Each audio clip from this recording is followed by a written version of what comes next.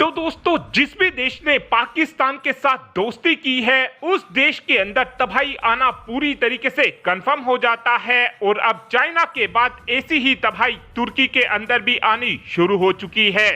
इस समय अगर आपसे ये सवाल पूछा जाए कि दुनिया में वो कौन सा देश है जो सबसे ज्यादा ड्रोनों का एक्सपोर्ट करता है, तो आप में से ज्यादातर लोगों की तरफ से या तो अमेरिका का नाम लिया जाएगा, या फिर चाइना का नाम लिया जाएगा, या फिर इजराइल का नाम लिया जाएगा।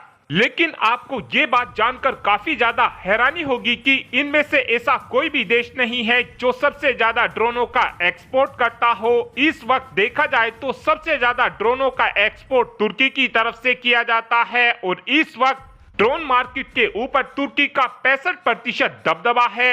लेकिन तुर्की का ये दबदबा अब से 25 दिन पहले तक ही हुआ करता था, क्योंकि ऑपरेशन सिंदूर के दौरान भारत की तरफ से तुर्की के 400 के आसपास ड्रोनों को अपने डिफेंस सिस्टमों की मदद से काफी आसानी से मारकर गिरा दिया गया था, जिसका नतीजा अब तुर्की को यह देखने को मिल रहा है कि तुर्की के अंदर ड्रोनों की डिमांड लगातार घटती जा रही है। और जो देश बढ़ चढ़कर तुर्की से ड्रोनों की खरीद किया करते थे, अब उन देशों ने तुर्की के ड्रोन में अपना इंटरेस्ट ही दिखाना बंद कर दिया है। ऐसा मैं इसलिए भी बोल रहा हूं क्योंकि पिछले 3 हफ्ते में ये चीज देखी गई है कि 38% ड्रोनों को खरीदने की इंक्वायरी तुर्की के पास कम आई है। और इस चीज को देखने के बाद अब अंदाजा ये लगाया जा रहा है कि इस साल तुर्की का जो ड्रोन एक्सपोर्ट होगा वो पिछले 10 साल के सबसे निचले स्तर पर पहुंच जाएगा। ऐसा नहीं है कि इस वक्त तुर्की का ही ऐसा हाल चल रहा हो, बल्कि इस समय चाइना को तो उससे भी ज्यादा बुरा हाल चल रहा है।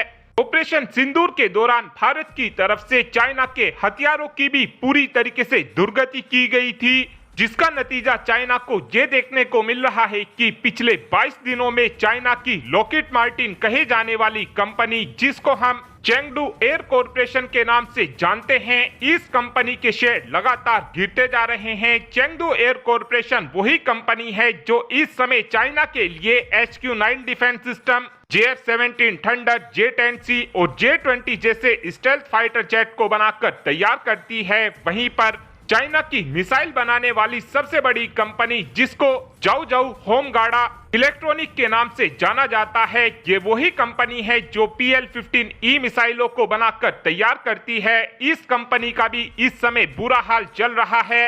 इस कंपनी के भी शेयर लगातार गिरते ही जा रहे हैं। और इस वक्त चाइना और तुर्की केवल यही बात सोच रहे हैं कि क्यों हमने पाकिस्तान को अपने हथियार दे दिए थे। तुर्की और चाइना के इन हथियारों को फैल भारत ने अपने स्वदेशी डिफेंस सिस्टम की मदद से किया है। साथ में आपको ये भी बता दें कि अब से 4 साल पहले तक कोई भी तुर्की के ड्रोनों के बारे में इतना जानता नहीं था, क्योंकि उस समय तक ड्रोन का इतना ज्यादा इस्तेमाल नहीं किया जाता था। लेकिन जब आर्मेनिया और अजरबैजान के बीच युद्ध हुआ था, उस समय तुर्की की तरफ से अजरबैजान को अपने TB2 ड्रोन दिए गए थे और इन्हीं ड्रोनों का इस्तेमाल करते हुए अजरबैजान की सेना ने आर्मेनिया को नागोर्नो काराबाख में युद्ध हरा दिया था। लेकिन उस समय तक आर्मेनिया की सेना के पास आकाश डिफेंस सिस्टम मौजूद नहीं था और जभी से ही तुर्की के ये ड्रोन फेमस होना शुरू हो गए थे। और इन ड्रोनों को एक बड़ी सफलता जब भी मिली थी जब रशिया और यूक्रेन के बीच युद्ध शुरू हुआ था। उस समय यूक्रेन की सेना ने तुर्की के TB2 ड्रोनों का इस्तेमाल करते हुए रशिया को भारी नुकसान पहुंचाया था। लेकिन बाद में रशिया ने अपने इलेक्ट्रॉनिक वॉरफेयर सिस्टम की मदद से काफी आसानी से तुर्की के इन TB2 ड्रोनों को मारकर गिरा दिया था।